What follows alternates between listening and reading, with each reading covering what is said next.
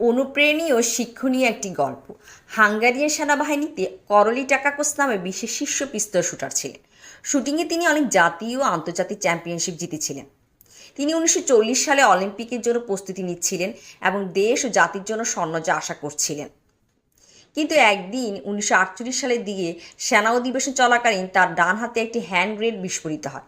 তিনি তার ডান হাতটি হারান এবং তার হাত হারানোর সাথে সাথে অলিম্পিককে স্বর্ণজয়ের স্বপ্ন হারিয়ে যায়। তিনি সুস্থ হতে হাসপাতালে 1 মাস কাটান। তিনি সিদ্ধান্ত নিলেন যে তিনি করুণা বোধ করবেন না এবং তার অলিম্পিকের স্বপ্নকে ধরে রাখবেন। তিনি নিজেকে বুঝালেন যে তার একটি সম্পূর্ণ কার্যকরী এবং সুস্থ বাম হাত রয়েছে। করলির সফল হওয়ার ইচ্ছাশক্তি ছিল। তিনি বাম হাতে শুটিং অনুশীলন করার সিদ্ধান্ত নেন। তিনি বাম হাতি না হওয়া সত্ত্বেও তিনি তার বাম হাতটিকে বিশ্বের সেরা শুটিং হ্যান্ড হিসেবে গড়ে তুলতে বদ্ধপরিকর হলেন। কয়েক মাস ধরে তিনি নিজে অনুশীলন করেন এবং কাউকে না বলার সিদ্ধান্ত নেন। 1939 সালে তিনি জাতীয় পিস্তল শুটিংয়ে চ্যাম্পিয়নশিপ উপস্থিত হন।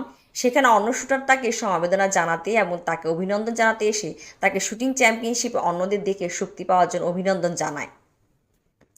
ক্যারলি উত্তর দিল, আমি এখানে দেখতে আসিনি, আমি প্রতিযোগিতা করতে এসেছি।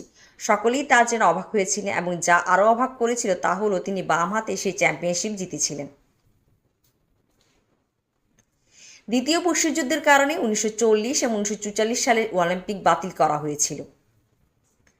করলি প্রশিক্ষণ চালিয়ে যায় এবং 1948 সালে অলিম্পিকের জন্য যোগ্যতা অর্জন করেন এবং স্বর্ণপদক জিতে নেন। তিনি 1952 সালে অলিম্পিকেও জিতেছিলেন।